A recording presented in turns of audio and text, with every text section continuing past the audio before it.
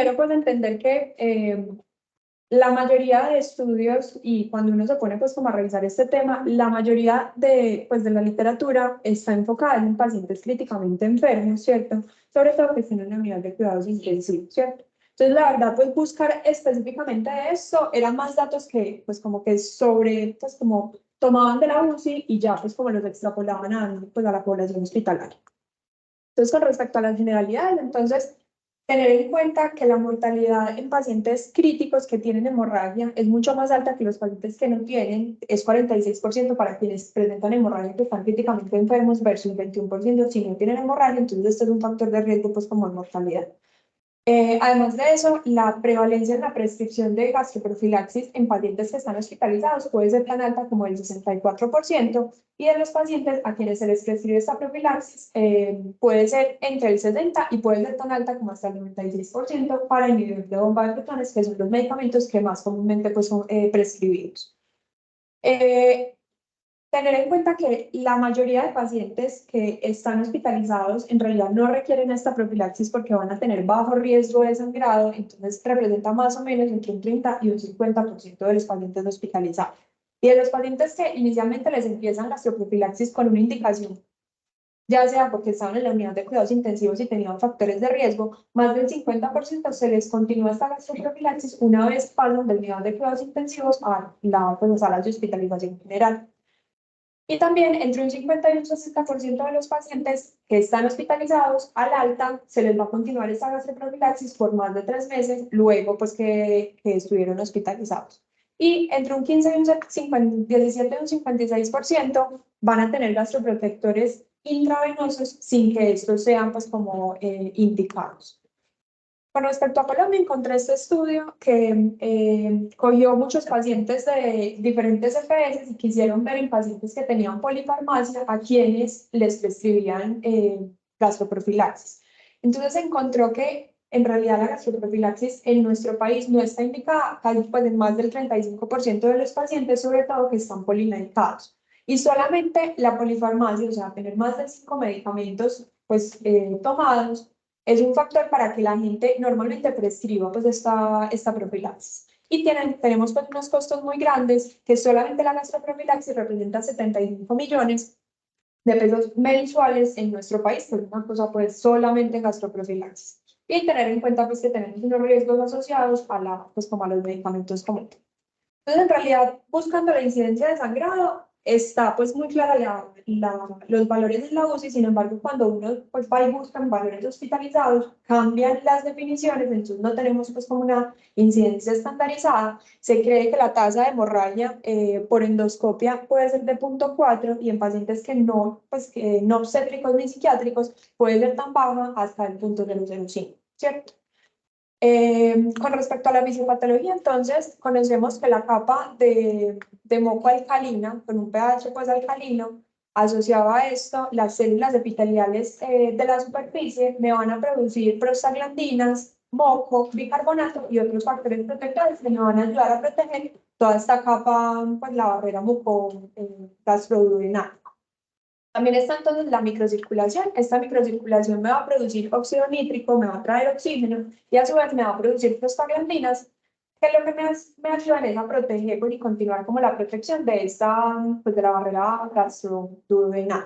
Entonces estos son como los factores protectores. Además de esto, entonces vamos a tener como unos sensores que me van a medir qué pH tengo en pues como extracelular para que esto me logre como medir el pH, con esta medición del pH yo vaya, si está pues como inadecuado, me va a producir una disminución de la secreción ácida y una disminución de gastrina para que finalmente pues estos pacientes no tengan pues como disminuya pues la producción de ácido y no tener pues como el riesgo de tener algún daño de la barrera.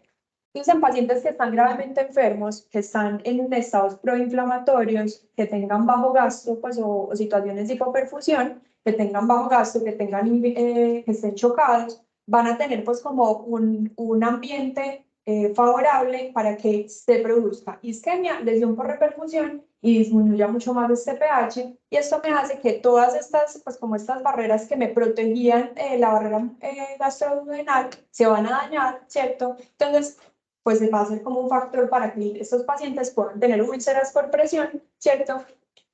Por estrés. Sí, por estrés, perdón. Entonces, tener en cuenta que la disminución, el aumento de ácido gástrico, perdón, se cree que era pues, como el factor desencadenante más común de hemorragia del tracto digestivo. Sin embargo, cualquier alteración de la barrera mucosa me va a producir, pues es el factor en realidad desencadenante de las hemorragias, ¿cierto? Con respecto a las definiciones, entonces, la hemorragia del tracto digestivo superior es esa hemorragia que va desde el esófago, estómago y duodeno, ¿cierto? Que puede ser primaria o secundaria. Con respecto a la primaria, entonces, tenemos que la primaria es la causa, pues, o la razón de la hospitalización actual del paciente, y secundaria es cuando la hemorragia del tracto digestivo va a complicar la estancia hospitalaria, que era por otra causa, pues, como diferente. Y aquí entonces en la secundaria tenemos esas úlceras por estrés, que son esas alteraciones de la mucosa gástrica, ¿cierto? Unas lesiones inflamatorias producidas por un aumento de la fisiología, pues como un aumento del estrés o un aumento de la fisiología de los pacientes en, pues como una disregulación como tal, que me van a producir esas lesiones inflamatorias dentro de la mucosa gástrica, ¿cierto? Se conoce entonces que los pacientes que tienen una hemorragia del tracto digestivo superior secundaria son pacientes mayores, gravemente enfermos y que van a tener más comorbilidades. Entonces, esto sale de, pues, de varios estudios. Encontré este que es un estudio prospectivo realizado en Israel. Ellos recogieron pacientes desde 1988 a 1991, evaluaron pacientes con hemorragia del tracto digestivo superior, documentado por endoscopia, y ellos encuentran que los pacientes que tienen una hemorragia del tracto digestivo superior secundaria son 5 años más viejos que los que tienen una hemorragia primaria, van a tener más cardiopatía isquémica, más enfermedad pulmonar y más falla renal crónica, ¿cierto? Entonces ellos concluyen, bueno, y también tienen más exposición a corticosteroides y anticoagulantes. Ellos concluyen entonces que los pacientes que tienen una hemorragia del tracto digestivo superior secundaria están más enfermos y tienen pues como más complicaciones y más riesgo de sangrado pues en el futuro y tienen una mortalidad del 28% para hemorragia del tracto digestivo superior secundaria versus un 10% para primaria con un RR que pues de 3.8.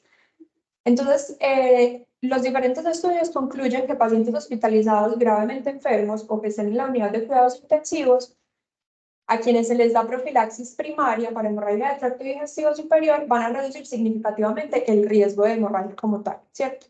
Entonces, sistemáticamente conocemos que en la unidad de cuidados intensivos, a estos pacientes que tienen riesgo de úlceras por estrés, tienen factores de riesgo suficientes para ponerles la gastroprofilaxis. Sin embargo, esto se extrapola a que, como tenemos estos pacientes gravemente enfermos, a los pacientes menos graves también les ponemos esta gastroprofilaxis, pero en realidad no es claro si estos pacientes verdaderamente necesitan esta gastroprofilaxis. Entonces, hay diferentes factores de riesgo que me van a predecir el riesgo de hemorragia, como la insuficiencia orgánica con una puntuación SOFA o Marshall elevada con un OR de 1.4 o que tengan una coagulopatía aguda con un OR de 4.2, también pacientes en enfermedad renal crónica que estén en terapia de reemplazo renal, enfermedad hepática, que tengan más de 3 enfermedades coexistentes y el que más riesgo, pues el OR más grande eran pacientes que tenían más de 48 horas de ventilación mecánica invasiva. A su vez, hay muchos medicamentos que pueden causar efectos adversos gastrointestinales, sobre todo los AINES, son conocidos como que son un factor de riesgo para la hemorragia del tracto digestivo y tienen un riesgo de 5 veces más de hemorragia digestiva y hasta tener perforación. Con respecto al clopidogrel, pues hay estudios que sugieren que también es un factor de riesgo con un RR de 2, sin embargo, el RR pasaba la unidad, entonces no era pues estadísticamente significativo. Y tener en cuenta en clopidogrel que cuando sea concomitante con el omeprazol, este me puede inhibir la CYP1219 y esto me puede disminuir la actividad antiagregante. Entonces, el clopidogrel asociado a un omeprazol me puede disminuir pues como ese factor protector cardiovascular. Entonces, ¿cuáles son las recomendaciones para minimizar el riesgo de sangrado en pacientes pues, que están tomando AINES? Entonces, tener en cuenta y siempre hacernos preguntas de si en verdad es necesario estos AINES, si se puede usar algún otro medicamento. Idealmente solamente usar un AINE tanto en vía tópica como pues tomado. También pensar cuáles son los AINES menos gastrolesivos, que esto lo vamos a ver más adelante, y idealmente usarlo a la mínima dosis posible en menor tiempo posible. Y en pacientes que tengan alto riesgo, considerar pues, la gastroprotección. Entonces, dentro de los AINES menos gastrolesivos, entonces tenemos el ibuprofeno y el diclofenaco con un RR más o menos de 3. El ácido salicílico pues está ahí como en el medio con un RR de 8. Importante aquí en el ácido salicílico es que tiene un número necesario a dañar de 883. Sin embargo, los estudios que reportan pues este número necesario a dañar incluían tanto dosis bajas de 75 miligramos hasta tan altas como 325. Y como vimos previamente, las dosis bajas están más relacionadas pues como a ser menos gastrolesivos, pero pues no eran muy claros con respecto pues a la ácido acetilsalicílico. Y el riesgo pues más alto definitivamente se lo lleva a ketorolaco, pero sin olvidar naproxeno, que es pues uno de los medicamentos que más usamos, que también tiene un RR de 10. Entonces, idealmente en pacientes que tengan factores de riesgo, usar medicamentos que sean menos gastrolesivos y tener pues como esta tablita en cuenta. No, yo que estoy feliz con el la otros y le inflaman rápido. No. A nivel. Es que toxglufeno. Es Bueno, pero. sí, es intramuscular, es brutal para la migraña y para. Bueno, entonces estuve también como buscando qué guías nos avalaban el uso de profilaxis en úlceras por estrés. Sin embargo, lo último que encontré en 1999. Y todas las guías, pues como posteriores que hablan de eso, siempre se remiten a esta guía, ¿cierto? Entonces, ellos que nos dicen que la profilaxis de úlceras por estrés no está recomendada en pacientes por fuera de la unidad de cuidados intensivos. Con un nivel de evidencia B, cuando yo tengo por lo menos, pues menos de 2 factores de riesgo, estos eran los factores de riesgo que ellos nos decían: estancia en unidad de cuidados intensivos, que tengan un TEC con un Glasgow menor de 10, una quemadura con más del 35% de compromiso de la superficie corporal total, que tengan hepatectomía, que tengan un enfermo pues trasplante de órgano sólido hepático o renal, que tengan un traumatismo múltiple, incluyendo pues el trauma raquimedular, que tengan falla hepática, antecedente de úlcera gástrica o un sangrado en el último año, y que tengan por lo menos 2, que yo creo pues que aquí es donde se meten algunos de nuestros pacientes, que estén sepsis, estado en UCI más de una semana, un sangrado durante más de 6 días o que estén pues como expuestos a esteroides. Y si tienen más de 2 factores, perdón, menos de 2 factores de riesgo, entonces es un nivel de evidencia D, y si quieren más de 2, entonces es un nivel de evidencia B.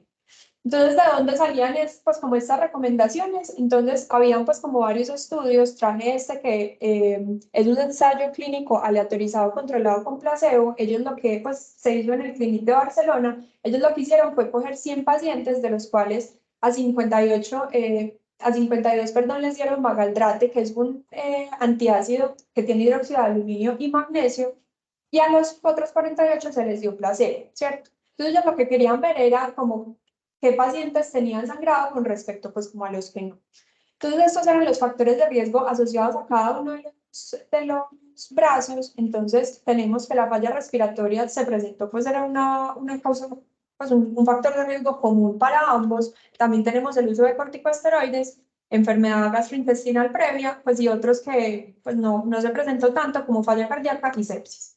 Entonces, como podemos ver, 11 pacientes del grupo control que recibieron placebo tuvieron hemorragia de tracto digestivo, y solamente uno que recibió magaltrate tuvo pues una hemorragia del tracto digestivo. Entonces, ellos lo que concluyen es que en pacientes gravemente enfermos que ingresan a las salas de hospitalización general van a requerir una profilaxis primaria, pero son muy claros en decir que tienen que ser pacientes gravemente enfermos. Este otro estudio, que es un estudio retrospectivo de casos y controles realizado en un hospital de tercer nivel de Cleveland, ellos recogieron 146 pacientes hospitalizados en salas generales entre 1999 y 2002. Ellos lo que, pues en todo el estudio, lo que encuentran es que en pacientes que estén recibiendo anticoagulantes o clopidogrel es como el principal factor de riesgo para tener una hemorragia de tracto digestivo. Y también pues documentan que los pacientes a quienes se les empezó profilaxis, pues una profilaxis primaria para hemorragia de tracto digestivo, en realidad no fue un factor protector para presentar pues la hemorragia como tal con un URD. Entonces finalmente, esos eran pues como los estudios que me avalaban que a estos pacientes en realidad no valía la pena darles gastroprofilaxis. Sin embargo, casi todos los estudios hablan como que lo ideal es hacer unas escalas de puntuación de riesgo para ver a qué pacientes pues llenarnos de motivos para poder mandar pues, la gastroprofilaxis. Entonces tenemos este estudio de cohorte realizado entre 2004 y 2007 a pacientes que tenían diagnóstico de hemorragia del tracto digestivo, que no estaban críticamente enfermos y no estaban en la unidad de cuidados intensivos. Entonces se tuvieron más de 75.000 admisiones. Lo que ellos querían era identificar los factores de riesgo de sangrado y desarrollar pues como un sistema de puntuación. Entonces finalmente ellos desarrollan este sistema de puntuación donde pues la suma me va a dar pues como el valor final y dependiendo del valor final yo voy a hacer pues como la clasificación como tal. Entonces dentro de los factores de riesgo que ellos encuentran, la edad mayor de 60 años me va a dar 2 puntos, que sea hombre me va a dar 2 puntos, la presencia de una lesión renal aguda da 2 puntos y la enfermedad hepática, y ellos pues ponen enfermedad hepática, cualquier tipo de enfermedad hepática, ya sea una hepatitis aguda o crónica de origen o no infeccioso, el trasplante hepático, cualquier secuela de una enfermedad hepática me va a dar 2 puntos. Sepsis por un gérmeno no identificado o que se haya documentado no bacteremia me va a dar 2 puntos. La anticoagulación profiláctica con una dosis de menos de 60 miligramos al día de enoxaparina o que estén pues, con heparina subcutánea no fraccionada. Con respecto a la coagulopatía, entonces ya hablan en pacientes que tengan menos de 50.000 plaquetas, un IR y INR mayor de 1,5 o que ya estén con dosis de enoxaparina más de 60 miligramos al día o que estén con fontaparinus. Esto me va a dar 3 puntos y que estén en un servicio médico que no sean de, pues, como ni cirugía, ni obstetricia, ni ginecología, ¿cierto? Entonces, finalmente, la suma de cada uno de los factores me va a dar una puntuación final. Esta puntuación final, entonces, yo la voy a clasificar en riesgo bajo si es menos de 7 puntos, medio bajo entre 8 y 9 puntos y medio alto de 10 a 11. Para riesgo alto, entonces, son los pacientes que van a tener más, pues, mayor o igual a 12 puntos. Y ellos no pues, indican que el número necesario a tratar para prevenir solamente un episodio de sangrado pues, de tracto gastrointestinal es tanto para riesgo bajo, medio alto, tiene un número necesario a tratar de 556, ¿cierto? En cambio, en pacientes que tienen un riesgo alto, más de 12 puntos, tienen un NNT de 48, ¿cierto? Entonces, en realidad, los pacientes que más se benefician es que tengan un riesgo alto de más de 12 puntos en esta escala. Quise buscar como qué pacientes se beneficiaban de, pues como de qué puntuaciones o qué estudios se tenían pues aquí en Colombia. Encontré este que fue realizado en 2005, que comparaba la puntuación pues de Hershey, que fue la que les mostré previamente, con la población de, pues, colombiana, y se encontró que en los pacientes la predisposición pues como a realizar pues o a prescribir la gastroprofilaxis se encontraba más en nuestra población colombiana si tenían antecedentes de uso de esteroides, otros medicamentos pues como durante la hospitalización o polifarmacia, antecedentes de diabetes o medicamentos anticoagulantes. Entonces, como vemos, de estos, el único que se encontraba en la escala pues que normalmente usamos, que es la de Hershey, solamente estaban los medicamentos anticoagulantes y que prevenían el uso de gastroprofilaxis en pacientes con antecedentes hepáticos renales o que tengan un antecedente de uso de warfarina. Esto fue pues como lo que más llamó la atención porque estos dos están incluidos como un factor de riesgo, en cambio aquí en Colombia lo usábamos como si fuera un factor protector. Entonces, finalmente, ¿con qué realizamos la gastroprofilaxis? Entonces, tenemos diferentes medicamentos que nos van a, pues, que son opción para poder hacer la gastroprofilaxis. Tenemos los protectores de la mucosa gástrica, los antagonistas H2, como la ranitidina y la cimetidina, antiácidos que contienen magnesio o aluminio, inhibidores de bomba de protones, pues que son los que más comúnmente conocemos. Y como vemos, la mayoría pues el mayor porcentaje de pacientes van a ser prescritos o van a tener gastroprofilaxis con inhibidor de bomba de protones, ¿cierto? Quise buscar entonces entre uno y otro cuál era mejor, ¿cierto? Dentro de estos, este es un estudio realizado pues en la unidad de cuidados intensivos porque en hospitalización definitivamente no tenemos estos datos y podemos ver cómo pues darle un medicamento en pacientes que tienen factores de riesgo que están en unidad de cuidados intensivos va a ser mejor y van a disminuir pues ese riesgo de sangrado. Sin embargo, cuando se comparan inhibidor de bomba de protones con los otros medicamentos que tienen pues, pues como sucralfato o placebo como tal, pues o los anti-H2, siempre la administración de inhibidor de bomba de protones era más eficaz en prevenir las hemorragias de tracto digestivo comparado pues como a los otros medicamentos. Entonces, en realidad, entre todos, la mejor opción que tenemos es el inhibidor de bomba de protones. Con respecto a los efectos secundarios que tienen estos pacientes, entonces la administración de antiácidos va a depender si van a ser con magnesio o aluminio, ¿cierto? Con respecto a los protectores de la mucosa gástrica, pues también van a tener otros síntomas gastrointestinales como diarrea, náuseas y vómito. La presencia de dolor abdominal también puede ser común en estos pacientes. Y, por ejemplo, con las sales de bismuto es importante pues, explicarle a los pacientes que pueden tener pues, heces oscuras y simular tener una hemorragia de tracto digestivo cuando en realidad pues, no la tienen. Con respecto a los anti-H2, pueden tener síntomas gastrointestinales, ginecomastia, galactorrea, cefalea, agitación, ansiedad y alucinaciones, pues son como uno de los muchos efectos adversos que pueden tener. Y con respecto a los inhibidores de bomba de protones, pues si bien son medicamentos que llevan más de 20 años en el mercado, son medicamentos que conocemos, son seguros, tienen también muchos factores de riesgo y pues efectos adversos que tenemos que tener en cuenta y no por esto en pacientes con riesgo vamos a dejar de utilizarlos, sino que pues hay que tenerlos en cuenta, hay que explicarlo a los pacientes y sobre todo usar la dosis y el tiempo pues como adecuado para cada uno de los pacientes.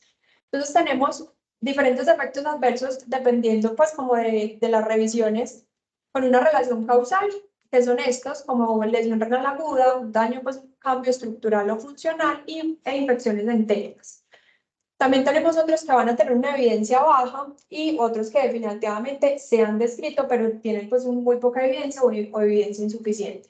Entonces, con respecto a los cambios estructurales o funcionales, los inhibidores de bomba de protones pueden producir pólipos en el fondo o hipergastrinemia, ¿cierto? Con respecto a la lesión renal, estos pacientes se pueden presentar con nefritis tubulointersticial. Esta nefritis tubulointersticial es una reacción idiosincrática aguda, es reversible y puede representar más o menos el 12% de los inhibidores de bomba de protones representan la nefritis tubulointersticial y es una causa pues, reversible, pero que hay que tener en cuenta en estos pacientes. Con respecto al sobrecrecimiento bacteriano, entonces como se produce una alteración en la microbiota intestinal, estos pacientes pueden tener riesgo de infecciones entéricas, tienen 4 veces más riesgo de salmonela, 2 veces más riesgo de campylobacter, ¿cierto? Y dado como esta alteración de la mucosa, pues como de la microbiota intestinal, pueden tener 1.5 a 2 veces más riesgo de infección por Clostridium difficile. Y con respecto al déficit de vitamina B12, se ha visto que la exposición pues, por el uso prolongado tiene pues, va a producir una reducción del factor intrínseco y la exposición crónica al inhibidor de bomba de protones tiene un R de 1.65 para presentar déficit de vitamina B12. Otras que en realidad pues, no tienen una evidencia suficiente, entonces van a ser la enfermedad renal crónica, demencia, malignidad gastrointestinal, también los efectos adversos cardiovasculares por pues, lo que les decía de clopidogrel que va pues, como a tener una interacción y puede disminuir pues, su actividad. Pacientes con osteoporosis o fracturas, pues debido pues, también a esta osteoporosis que puede producir. Con respecto a la neumonía, puede aumentar el riesgo hasta 27% y sobre todo en los primeros días de esta administración. Entonces, buscando pues como en la literatura se ve mucho inhibidor de bomba de protones, sobre todo omeprazol, con respecto a neumonía adquirida pues como asociada a la ventilación mecánica, pero pues también se ha visto que en pacientes hospitalizados pueden producir pues como neumonías adquiridas en el hospital. Entonces, ya las conclusiones, la gastroprofilaxis en realidad es una entidad muy frecuente, lo hacemos yo creo que todos en nuestra práctica diaria y a veces hacemos como una revisión, pues como una orden sistematizada a todos los pacientes, porque es lo más fácil para nosotros, ¿cierto? Hay que tener importancia en pacientes con AINES porque tienen 5 veces más riesgo de tener una hemorragia de tracto digestivo. En pacientes en la UCI tienen un claro beneficio, ¿cierto? Sin embargo, en pacientes por fuera de la unidad de cuidados intensivos no es muy claro este beneficio. Tener en cuenta que estos pacientes tienen que estar gravemente enfermos porque tengan factores de riesgo para presentar hemorragias.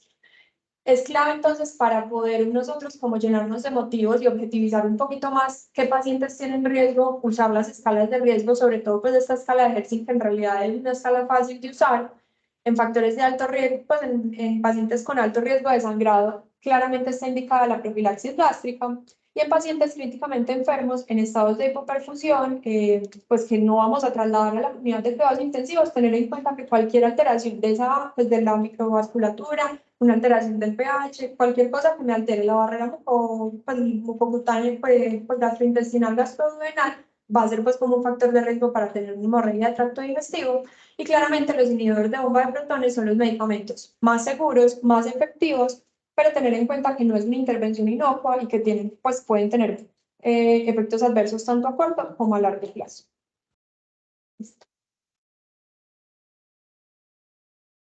Esto no, muy bien, excelente. Yo también, no sé hace cuánto, tenía pues como unas preguntas puntuales, que me puse también a revisar este tema, y es lo que es cierto lo que tú dices, o sea, información casi no encuentra uno, es súper difícil.